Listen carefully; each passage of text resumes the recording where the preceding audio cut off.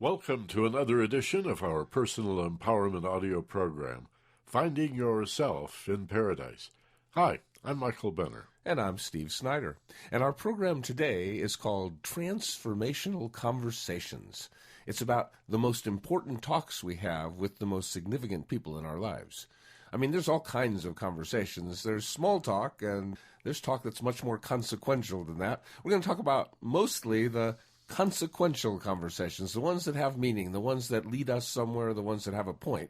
But it does all begin, of course, with feeling safe enough to have a conversation. That often begins with what we call small talk. I think it was a little over a year ago, Steve, we did a program called Thinking About Thinking, and today we're going to talk about talking. There you go. We'll have a conversation about conversing.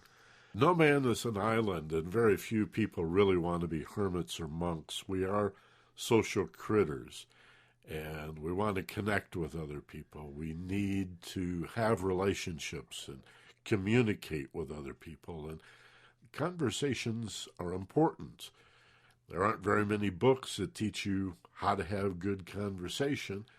And you're not going to find television programs or reality shows about how to get good at having transformational or meaningful conversations. But all the more reason for us to do it, I think.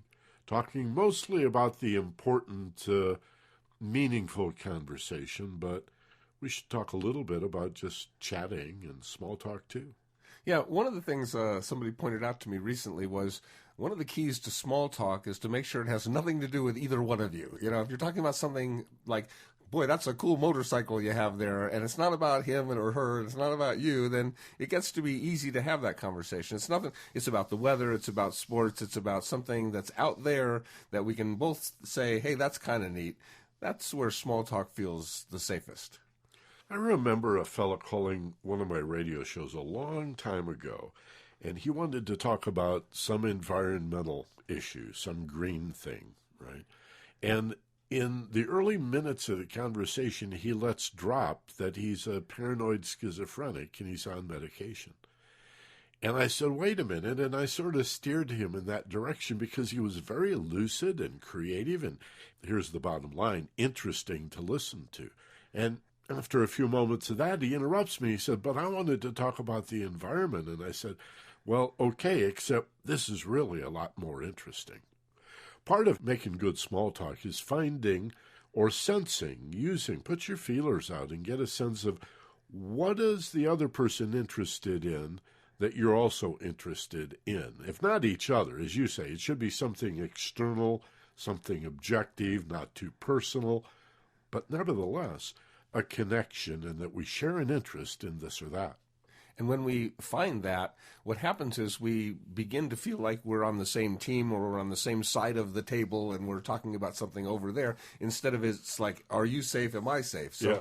That's sort of the breaking in kind of thing. And we have to have those conversations with people. We have to find a way, are we on the same wavelength? Do we speak this? I mean, do you even think anything like I think? We need to wade into that.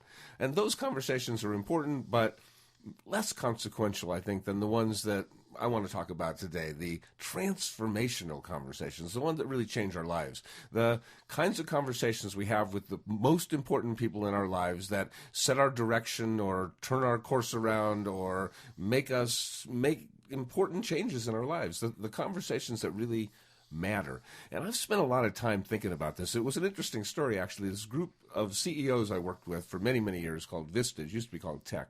I did a couple of talks for them regularly, one on the powers of the mind, mind matters, brilliance, passion, and the nature of mastery, and the second one called Unlocking the Power of I, about intelligence, imagination, intuition, inspiration, innovation, ingenuity, insight, illumination, all the wonderful I words. And they said, there's a lot of groups now that have heard your two talks. What's your third one? So I thought, oh, okay. And I thought, what do they really need to hear? I mean, what are these CEOs? I know them real well now. I've been working with them for 15 or 20 years now. And I thought, what they really need to be able to do is listen and talk with each other really better. They need to really know how to have a conversation with their wife or with their vice president, or really, most important, they have to learn how to listen, more important. But how to have great conversations. So I thought, what kind of conversations would they have? I mean, what kind of conversations do we have that matter? And I I did a lot of research, actually, on this. I thought about all the conversations I'd had, and I went back in my calendar and thought about all the people I'd met and worked with and all the CEOs I'd worked with and what kind of conversations were the issues that they had. And after really a lot of thought, I came down with 10 kinds of conversations, 10 transformational conversations that I think in the years since I haven't come up with another one to add to the list that is really important. So these are my basic 10 conversations. I sort of have them coupled in groups. The first kind is, you could call them hello conversations or meeting people conversations or hiring people conversations. The conversations where you don't know somebody and you want to get to know them. Like, do I want them in my life or not? You know, choosing a doctor, choosing a babysitter. Do I want this person in my life or not? Another kind of conversation would be the other side of the coin, the firing conversations, the saying goodbye, the breaking up, the ending relationships kind of conversations. Those are both very significant conversations. Like, the first one is this person going to be in my life? And the second one is, am I going to let this person out of my life? So that's two. Now, when it comes to data, information, there's sort of three kinds of conversations. The first is just exchanging it, like me telling you stuff, or a teacher with a student. You know, sometimes two people both know a lot, like you and me, and we have conversations about a subject we equally know a lot about. Sometimes one person's obviously the mentor, and the other's obviously the student and learning. But that kind of information conversation. And then there's, okay, we have a problem. Instruction. Yeah, instruction. That's a good name for that. And then the next kind is, like, we have a problem. Let's brainstorm possible solutions, like creative brainstorming. Let's think about how could we solve this. That's the second kind. And the third kind is, okay, now we've come up with a bunch of possible solutions. Let's pick one. Let's make a decision. Okay, so it's instruction, it's brainstorming, and it's make a decision. So those are those three. Now, the next three involve working with people, like working with your children or working with your employees, working with people you supervise. It's like two good ones and one bad one. There's the appreciation conversation, the thanks for the good work you've done. Hey, I really appreciate the contribution you've made to the effort we're putting together here. That's really important, appreciation conversations. And then there's the motivation conversation, they get them excited about what they can do, the psych them up, the coaching and mentor, like, we believe in you kind of conversation. And then the other side of that coin, of course, is when they screw up, it's the discipline conversation. Like, okay, here's how we deal with the fact that you didn't do what you said you were going to do kind of conversation. So then those are the kind of three that go together. And then in relationships, in especially marriages, I think there's two more critical conversations. And one is the commitment conversation, the I promise I'll do it conversation, where quite often you put your foot in your mouth, and you got to be real careful with this one. Like, making promises that you don't end up keeping hurts a lot. And then finally, and a lot of husbands don't understand this one at all, the empathy conversation. This is critical. This is where, yes, I understand what you're going through. I feel the feelings you're going through. I'm not going to try and solve the problem for you. I'm just going to listen and let you know that I'm on your side, that I empathize, that I'm here, and you're not alone in your problem. I'm going to help you solve it, but you'll solve it. I'm not. You're not alone. That's what I'm here for. Those are the 10 real critical conversations I call transformational conversations. Well, let's go over them one at a time and flesh them out a little bit, because I think it's fascinating that we could break conversation down into these categories. There is small talk, as we said before, and that's the icebreaker, the way you set it up. Like, even these transformational or really important conversations often are preceded by a little icebreaking, right? And these are social skills we need. You might say, well, I'm never going to join the Chamber of Commerce, or I won't ever go to a business mixer, or I work out of my home. But we all have relationships, and we need to have meaningful conversations with our parents, with our kids, with our spouses, with our neighbors.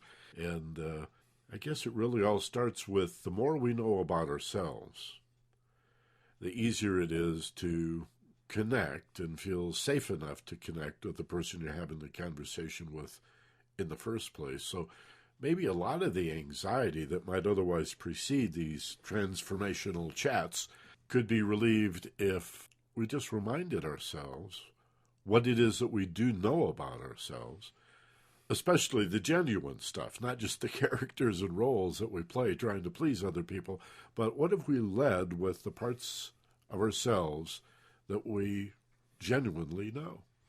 Yeah, for example, let's start with the first conversation, which I call hiring conversations or meeting people conversations or interviewing or getting to know somebody for the first time. What's the most important thing in that conversation really is what you know about yourself, not about them. The first thing you'd want to think is like, well, I should know their education or their background. I should know their experience if I'm going to hire them or not hire them or choose to use them as my doctor or a babysitter or whatever. But you know what's really most important to understand in those meeting somebody for the first time conversations is what's really important to me. What are my values? And does this person resonate with those values? Does this person, like me, feel the same way I feel about honesty and integrity? And that's really, do I feel safe with this person on an emotional level more than what do I need to know about them? That's where we ought to go first. You know, I've dealt with this in my practice.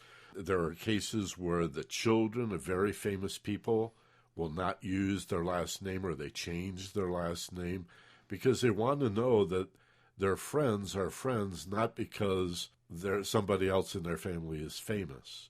Or very wealthy people will sort of disguise the wealth because they want to know that they're loved and cared for who they really are rather than the money that they have or, you know, the opportunities that they represent, even at work, I think.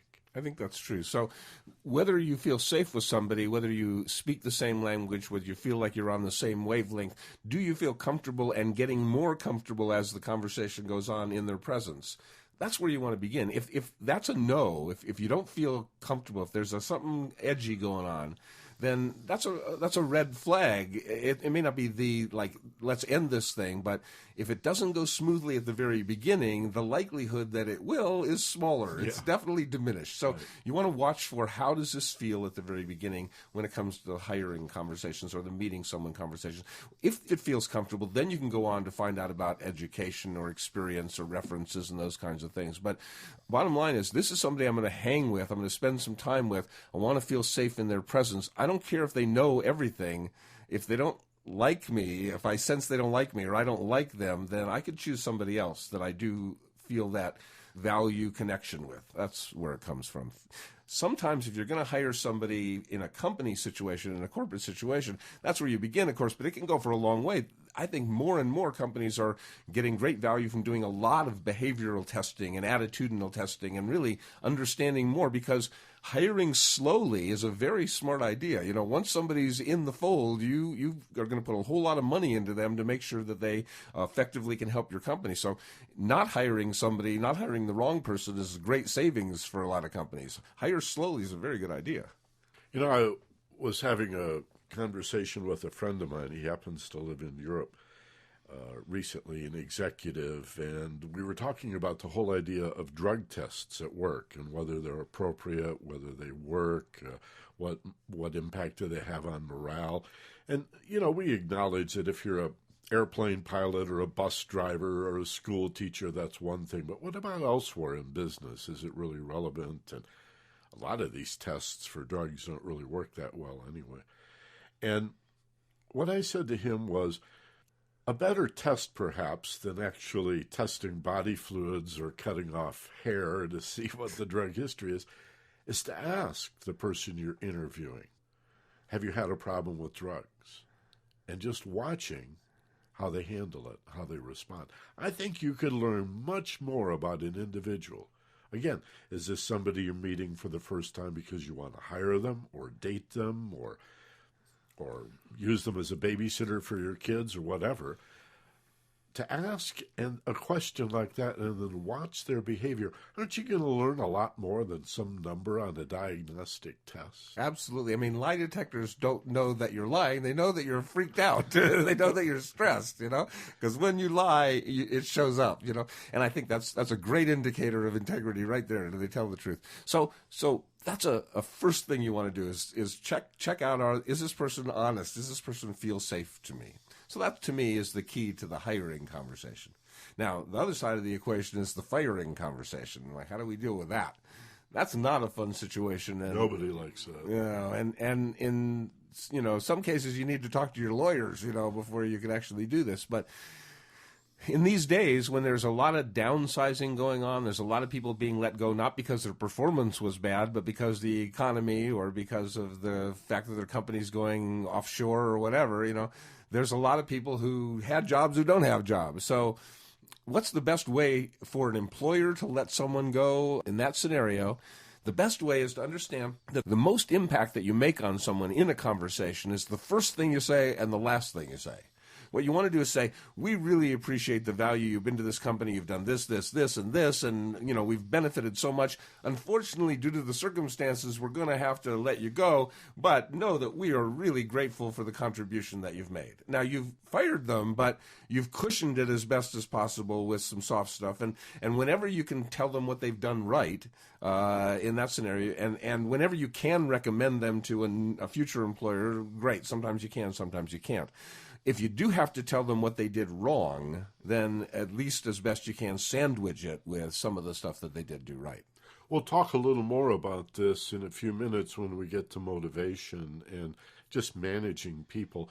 It's always a good practice to commend or compliment someone in public, but always criticize in private. It's amazing how often that's overlooked. Again, in a family situation, pull somebody aside if you want to. You'll say, well, it was constructive criticism. Yeah, but it's still embarrassing if you do it in public. Do the congratulations and backslapping in public, but whatever the circumstance, pull somebody aside if you want to be critical. And in these firing conversations, it's important to treat people with dignity and respect, because a good exit interview is valuable. You can learn a lot from the person on the way out the door. Maybe you'll learn they're angry and upset with you. Maybe they never want to speak to you in a relationship. You broke their heart or whatever. But much of the time, whatever the circumstance, a well-done exit interview can be enriching. You can learn a lot that'll help everybody. It's really in everybody's interest to do it, well, I'll say in an elegant way. As best you can. And sometimes it serves to let the person know why it is that you're no longer availing yourself of their services, to give them the feedback that they need, that they weren't on time or they were inappropriate in some way. And sometimes it's better to just sever connections and move on, and with as least conversation as possible. But one of the things that's really important about exit conversations is that there are no loose ends, that it's clear, it's done, it's clear-cut, it's all over. I think in times I've been fired in radio, and in radio you're always fired. So it doesn't take long. They say you can tell how good a DJ is by how long their U-Haul trailer is. One of my favorites was "We're going in a different direction," Michael. Yes. We're taking the whole station in a different direction. The only change is that we're replacing you with someone else, but we're going in a different direction. And of course I said, well, what direction? Maybe I can go there. So sometimes you got to say goodbye, but do so as gently and lovingly as possible, but be real clear-cut. So the hiring conversations, firing conversations, those are 2 of the 10. Now the next set are the information conversations, the problem-solving or brainstorming solutions conversations, and then finally the make the decision conversations. Let's start with one of us has information they wants to pass to the other one. The most important key to information conversations, where it's teacher, student, or mentor, on both people's part, is listening. For the person who's actually sitting there receiving the information, listening, make sure they comprehend it, and then ask questions if they don't understand something. And for the person who is giving the information, it's listening with your eye. It's watching the person you're talking to and seeing if they're getting it, seeing if their body language is receptive. Notice if their mind is wandering away. Is their attention span ending? In either case, it's watching for the signs. It's listening to the other person. It's really paying attention to who you're talking to and not just what you're talking about. It is true that listening is a giving thing. You have to work with that a little bit. It seems like, well, if I'm going to give something in this conversation, I'm going to have to explain it. I'm going to have to tell it. The odd thing is that it's often being quiet. And again, as we said early on, being genuinely interested in what the other person is saying, really wanting to understand. As an interviewer, I know and grew through a stage of having prepared questions, and I'd be looking at my list rather than listening to the person I'm interviewing. And then I just ask the next prepared question. Many guests will come with a set of questions they actually give you. Well, you learn pretty quickly in the business that if you listen to the person you're interviewing, you ask better questions. You're more likely to ask the question that the audience is asking and that they want to hear.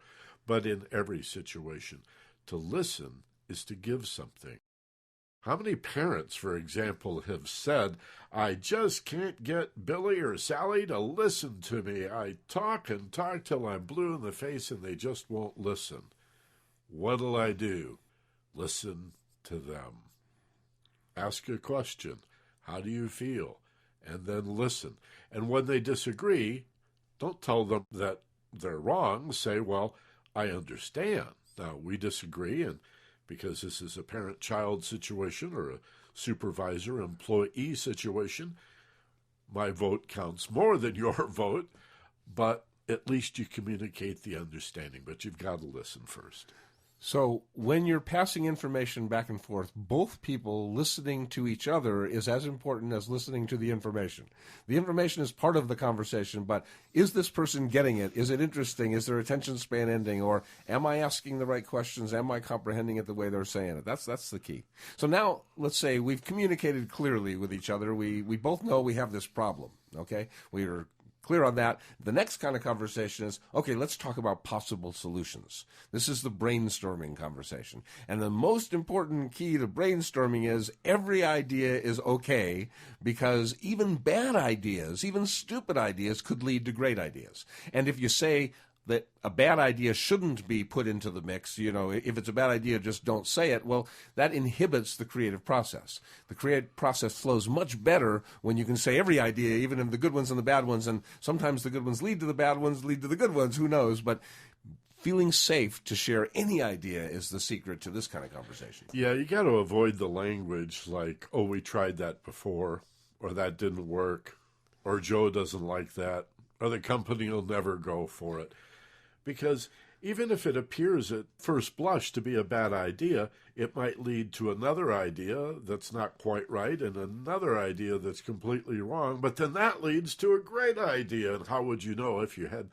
That's what Steve's talking about, is you've got to have the freedom to come up with silly, crazy ideas. Throw it at the wall, see what sticks. And if you're the boss and it's your employees or the people that you're supervising, let them come up with a bunch of ideas before you throw yours in, because you're going to, it's like, set the tone. They're going to want to follow your lead. So if you're the leader of the group, be quiet, let everybody else talk even more than you. And again, compliment everybody on every idea. Even the stupidest ideas could lead to the greatest ideas, and the freedom, the fun that generates, the creativity that it generates is pretty wonderful. And Einstein said you can't solve a problem with the same level of thinking that created it. So taking it to another level is a really important key. So when it comes to the problem solving, or let's look at possible solutions kind of conversations, all ideas are good. But at some point you got to say, okay, we've looked at all these possibilities. Now we got to make a decision.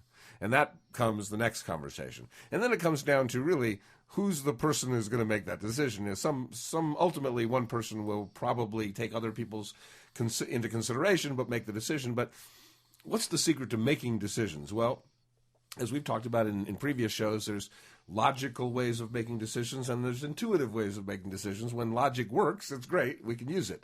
But in a situation where you're not, if there's a logical way to make that decision, go ahead and make it. But if it's not so obvious, then I think the secret in those situations is you don't have to make it quickly, but make a decision. Because not making a decision puts you into a powerless place. Whereas if you make even a wrong decision, at least you can learn from your mistake and make a right decision. But if you don't make a decision, you're sort of giving up the power altogether. Make a decision as best as you can, the right one, but it's better to make a wrong one than not make any. Of course, that being said, you don't have to make it that quickly. One of my favorite lines a friend said to me was, I'd much rather sleep on the problem than be kept awake by it. I'll take that one extra night, and sleep on it to make sure I've got that right answer. But that being said, make a decision. There'll always be a little bit of risk, especially if these are meaningful or important conversations, transformational conversations. And that reminds me of one of my favorite axioms along these lines, which is ships are safe in the harbor, but that's not what ships are for. Yeah. You got to get out there in the bounding main and give her a go. There are, focus groups, there are samples, there are ways of taking baby steps and testing things out. But it is a fascinating process to mostly deductive, mostly eliminating what you know you don't want till you get it down to a few things. And then if it's not unanimous, then you can go with a consensus. And when that's difficult, often somebody has to just assert their authority. And then, of course, you track your decision. It's ready, aim, fire, aim, aim, aim, aim. Steve and I constantly are saying goals are directions. They're not solely destinations. Every once in a while, a goal you set becomes a destination, success. But more often than not, it's just a means of determining a direction, and you can calibrate and fine-tune, peak it and tweak it as you get closer. So the secret is make a decision. It's hopefully going to be the right decision. Have a method for making decisions. Have a plan in place for making decisions. If you're the owner of the company, then ultimately the plan is the buck stops here. In a marriage, for example, with an equal kind of partnership, my wife and I have a plan for making decisions, and that is whoever it's more important to gets to decide. So we say, on a 1 to 10, how important is this issue to you? And she says, oh, it's an 8 to me, and it's honestly only like a 5 to me. 8 to her, 5 to me, she gets to make the decision. And in the event of a tie, and we've never had one, in all the years we've been doing this, we've never had a tie. But in the event of a tie, I thought about this a lot. Like, what's the best way to make a decision if we both have the same exact number on it? And I decided, somewhat selfishly, although I'm really a pretty generous person, this was a little selfishly motivated. I decided to let her have all the ties because selfishly, I'd much rather deal with my disappointment than to have to deal with hers. It's just really easy for me to get over stuff that I don't get, and much harder for her and much harder for me to watch her have trouble getting over something. So for me, it's way easier to say, okay, I didn't get this one thing, but you know what? My life is so rich, so full. I have so much. I can live without whatever that one thing was, knowing it was really important to my wife to have it too. And I think you get it back in what's the phrase? It all comes out in the wash. I think so. And in the end, the love you take is equal to the love you make. That's right. You may not know when it is recovered. The religious people call that grace, I think. Somebody of an Eastern philosophy might call it karma, but it all works out. So make decisions as best as you can with some tenderness beneath your honesty, as Paul Simon liked to say. Now, the other set of conversations that we have are the kind we have with people we supervise or our kids or people that we're sort of like the boss over or in charge of, our younger siblings. Two good kinds of conversations and one kind of hard kind. The two good ones are the appreciation conversation and the motivation conversation. The thank you for what you've done conversation and the oh boy, I know you're capable of great things conversation. And then the other kind is the discipline conversation. When they don't do what they're supposed to do, you got to have a way of communicating that we need this behavior to change. So those are the three. Now, when it comes to the appreciation conversations, I think the most important thing to keep in mind is that you must appreciate people the way they feel appreciated, not the way you like appreciating. Because you can appreciate somebody, for example, with words. You can tell them how wonderful they are, how great they are. But if they think talk is cheap, then they don't feel appreciated no matter what you say. They would feel appreciated maybe if you did something nice for them that they didn't ask you to do, or maybe if you gave them a gift, or maybe if you spent some more time with them, or it might be like the Employee of the Month award is what they want. You gotta appreciate somebody the way they want to be appreciated. And my favorite book on the subject, I think one of the groundbreaking works, was The 1 Minute Manager, Ken Blanchard. It's like, if you're the boss, find them doing something right and pat them on the back. Catch them doing good things and say, good job. That's Dale Carnegie. Yeah, indeed. I'm sure Blanchard would be the first to admit that he just revised Dale Carnegie because it needed some revision. It's an old book. But how to win friends and influence people. Number one, be genuinely interested in who they are. Be nice to them and express appreciation. Gratitude has incredible power in it. This is an area of emotional intelligence and emotional management, often called relationship management. give people what they want and do it in a genuine way. You can always find something nice to say about somebody. Lead with that. The sandwich Steve talked about before. Something nice followed by the meat of it. Maybe it's negative, maybe it's critical, followed by something nice again. You sandwich the negative in the middle. But just to talk about gratitude here in this type of conversation doesn't have to be a long conversation. Could be a simple thank you. But that gratitude, that appreciation, that thanksgiving is a seed that grows in the fertile mind and heart of the person that you express that gratitude to, and they feel an indebtedness to you. They feel a loyalty to you. It's like Sally Fields at the Academy Awards going, "You really like me. You really, really like me." That hooks them, right? Now you've got a relationship. Have you ever heard anybody complaining about being overappreciated? Like, oh, darn, he's just too nice to me. Parents especially, a word, just a complimentary word to your children, like twice as often as you do. Maybe you're one of the ones that does it a whole lot, but you really can't OD on this stuff. A little, like a wink, a pat on the back, appreciation, conversations about, what are you doing right? There's no better guidance than to get feedback. And feedback is, yes, you're doing this right. If the only feedback you get is that you're doing it wrong, it's really difficult to know that you're doing it right until you do it wrong. But if you keep getting feedback that you're doing it right, now you have something you can use as your blueprint. So appreciation conversations. If you're the boss, if you're the parent, if you're in charge in any way, let the person that is working for you, let them know how much you appreciate the success that they're having in the work that they're doing. We could say this about all of these conversations, but I'm saying it now because it occurs to me. Do this in person. Get up out of your chair. I'm thinking of an office situation, but again, at home with parents, with kids, whatever, school, work, play, and say it one-on-one to people.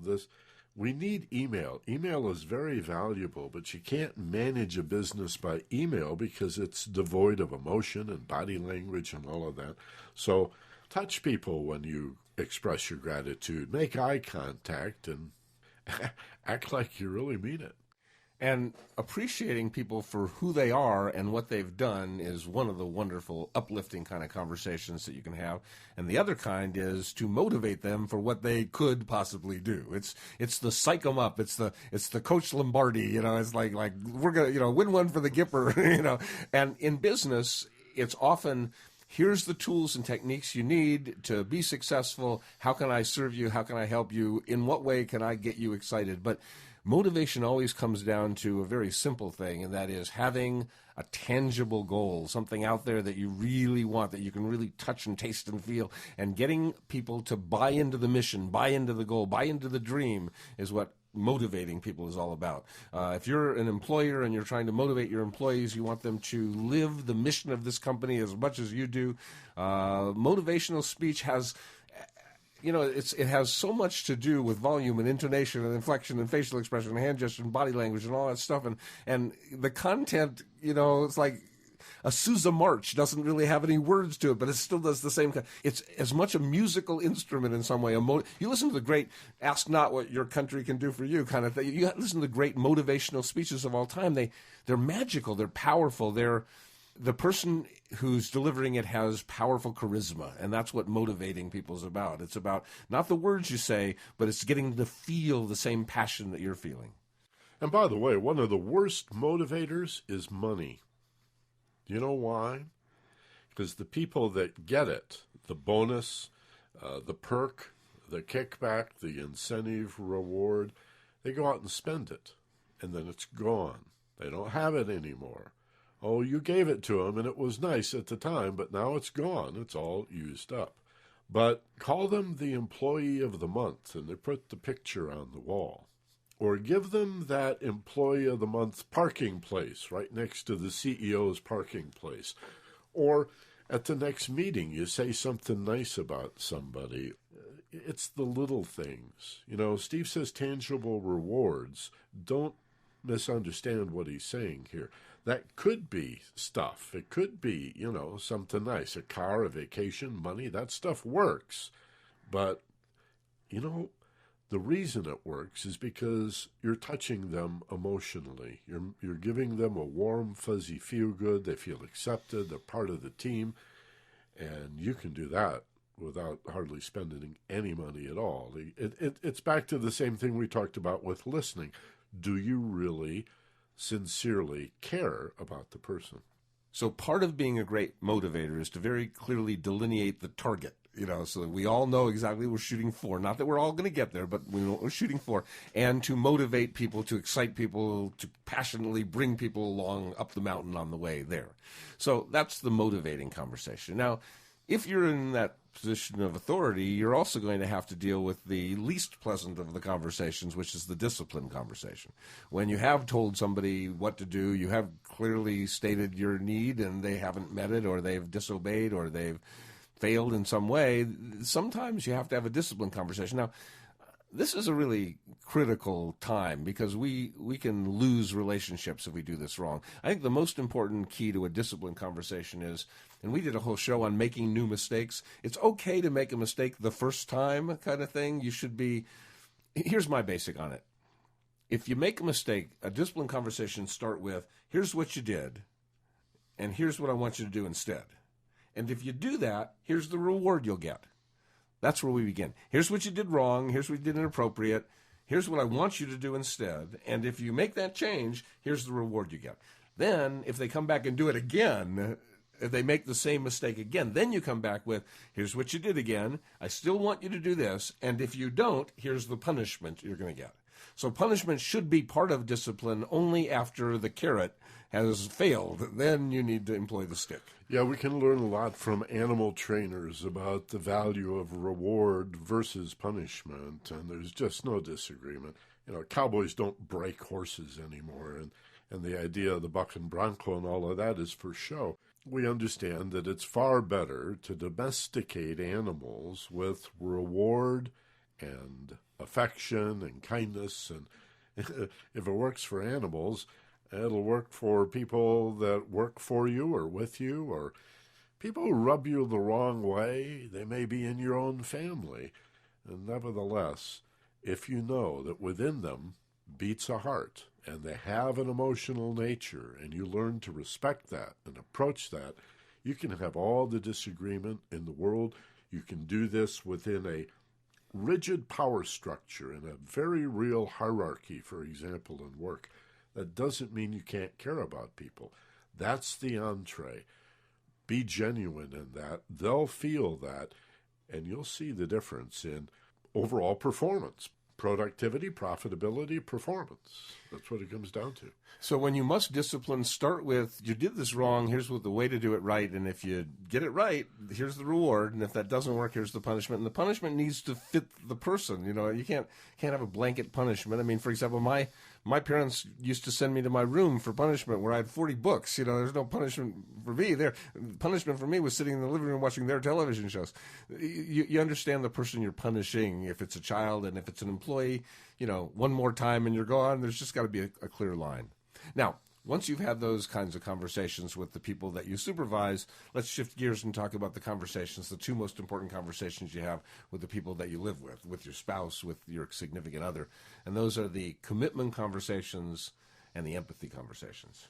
Now, simply stated, the commitment conversations is the most important one of all is I do, yes, I will marry you and live with you. And, at that point, you're hoping to, in the best of your integrity, be telling the truth, although there's a lot of divorce that happens, you're doing your best to tell the truth. Well, if you look at commitments in that way, it's possible I'll be wrong here, but I'm going to be as close to as sure as I can before I make a commitment.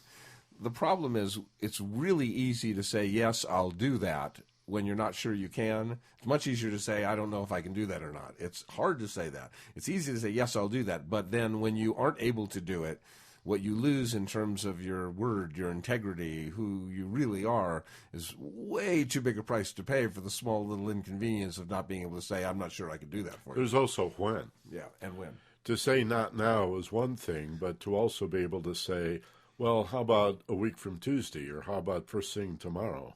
to follow up so that not now is not this mantra of not now, not now, not now. That's just a delaying tactic. So it's got to have meaning. Not now, but I'm willing to commit to have that discussion or to do that task or whatever at this time or whatever. Yeah, the danger in the not now or the I'll get to it is from the point of view of the person who's saying it, it feels like they will, like they're telling the truth. And from the point of view of the person who's waiting for them to do it, it feels like they're lying. Yeah. So there's a disconnect.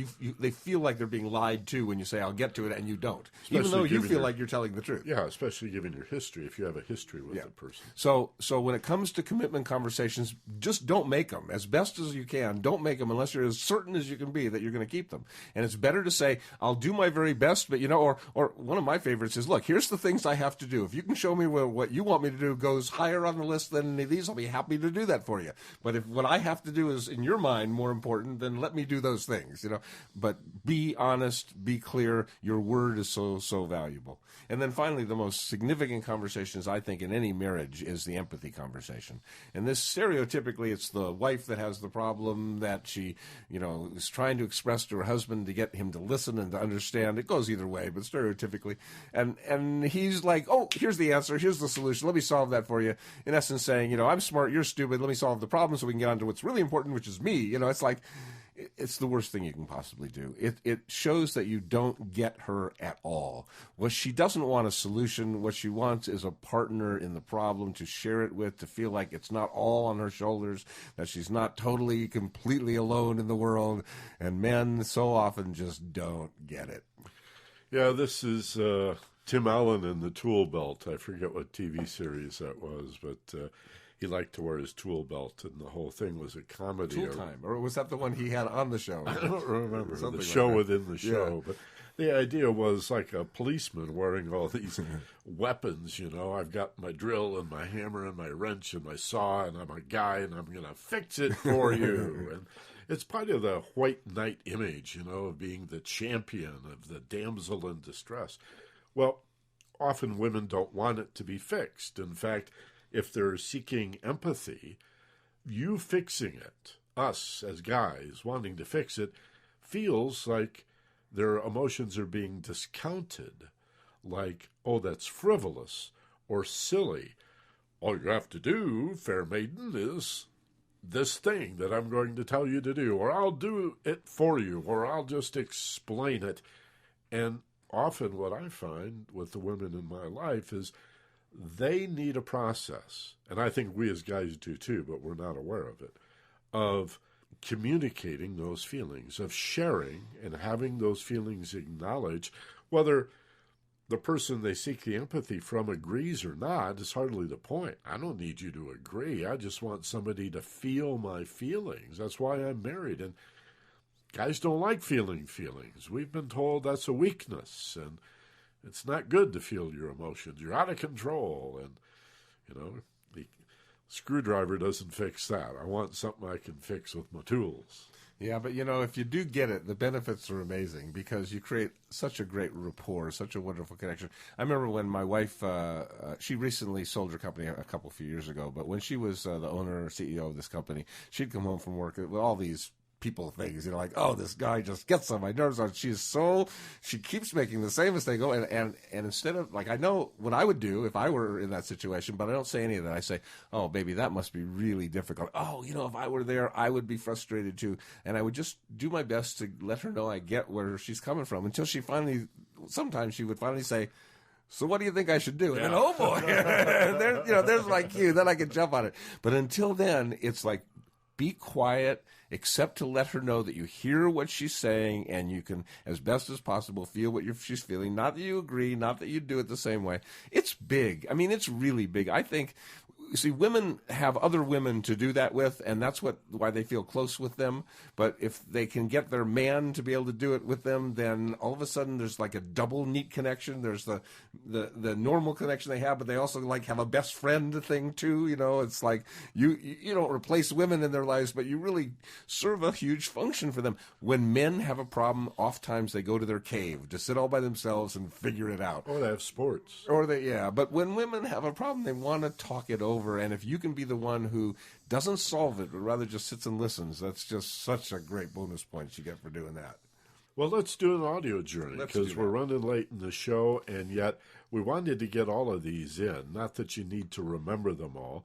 Might be a good idea to write them down.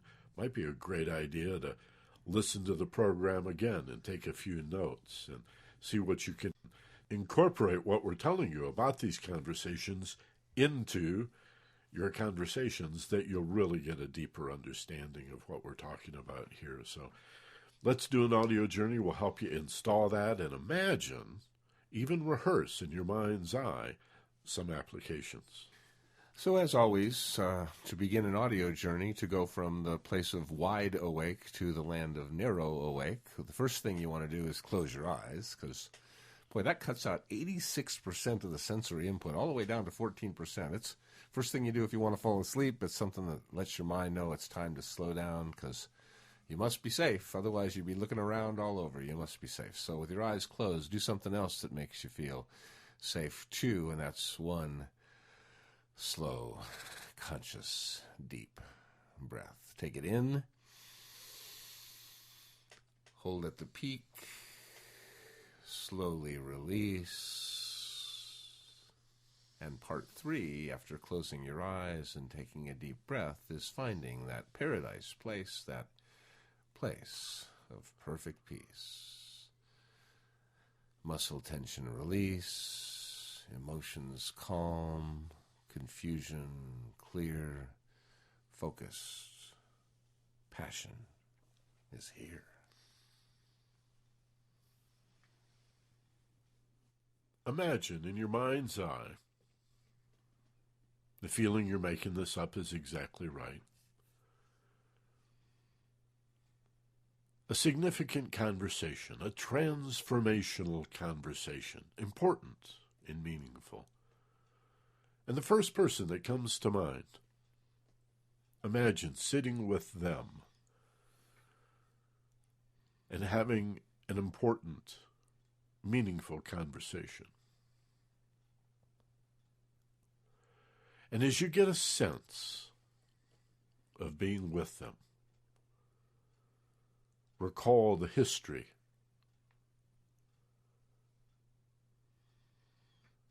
and consider what it's likely that the two of you will be discussing the next time you get together. Regardless of the nature of the conversation, this is a person who popped into your mind. Trust your first impression. And I'd like you to begin by simply considering that you have the ability to really care about this other person, to be really interested in who they are, to look for the win-win situation rather than being only adversarial in nature, and to carry this very feeling now of safety and feeling relaxed in your body into this rehearsal of a meaningful conversation with somebody that you really care about. And you begin by putting yourself in their shoes and seeing this conversation from their point of view. How would they see it? What would they want? What outcome would be best for them to create? The more you know this person, the better you can do this. And with someone you know real well, you can be great. So imagine it from their point of view and see what would be a win for them that's a win for you too. Start there. And then proceed by imagining the conversation and where it will lead, but mostly imagine the result you want to create. The conversation's over and you managed to create the outcome you chose. The whole thing flows exactly where you wanted it to. Rehearse the outcome you want to create, that the conversation went absolutely great for both them and for you. Following this rehearsal of the outcome and the feeling that comes with it, you can spend even more time planning, anticipating. But it's not where you begin. Where you begin, as Steve has just suggested, is with the end in mind. Feel how it feels right now. The feeling you're making it up is exactly right. How does it feel to have this particular type of conversation resolved to the mutual benefit and self-interest of both people?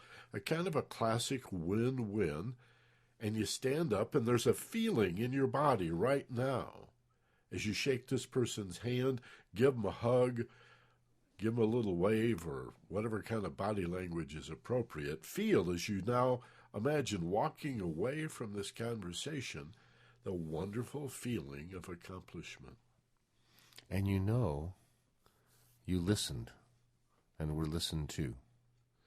You know you felt safe, and the other person felt safe too. And you know that you proceeded through whatever was in the way to get to the place where you were willing to let it stay, the outcome, for now, that you choose. Imagine the conversation proceeding to that outcome. That's a guide for the mind to use. So whenever you're going to have a conversation, especially the ones that matter the most, with someone that you care about, get ready. Don't just coast. Prepare yourself. Think, okay, what's in it for me and what's in it for them too? What's the best outcome? What's the win-win? What's best for me and you? And then where is it we want to get to? The outcome most desired. And then imagine yourself at that outcome, and your mind will be inspired to take you there. You don't have to know how it's going to go. You couldn't. You don't know what they're going to say. You just know that you've done your best to help your mind proceed the right way. You know where you want it to go, where you'd like it to flow, and you just allow it to do what you want it to do, knowing it's programmed to do just that. And then allow the conversation to proceed. Sometimes step back, sometimes take the lead, but allow it to proceed, knowing in your mind the outcome you both want to find. And now let those thoughts drift, going wherever they will, and allow your awareness to fall into the feeling of accomplishment, a wonderful outcome for all concerned, a learning experience that you can effortlessly bring with you back into the room now as you reorient yourself to the sound of our voices and remember the room in which you sit. Take a nice big breath now, hold as you peak, and as you exhale and it feels just right for you, open your eyes now, wide awake, alert, rested, refreshed, with a full memory of that whole exercise and some grand insights into more meaningful conversations of transformation. Well, I broke it down into 10, and the way I remember them best is the first two, the hiring and the firing. The next, the information ones, are passing back and forth information, and then brainstorming and decision-making. And then when you're dealing as the supervisor or parent, it's the appreciation, and it's the motivation, and it's the discipline. And in the relationship, it's the making commitment conversation and the empathy conversations. Those are the real keys. Be sure and use our Share One with a Friend gadget at focusedpassion.com to forward as many of these programs and the others in our archives that you would like. If it's in your collection, if it's a program that you own, if it's on the player in our website or in your RSS reader or your iTunes folder, you can forward it to as many folks as you'd like and help us change the world in that way at focusedpassion.com. So come on back to the site and use that gadget. It's free and easy and fun and makes a difference. Who do you know who would benefit from listening to this program? Thanks a lot for being with us. We'll talk to you next week with another episode of Finding Yourself in Paradise. And as always, be gentle, love life, and take care of each other. For Steve Snyder, this is Michael Benner. Aloha.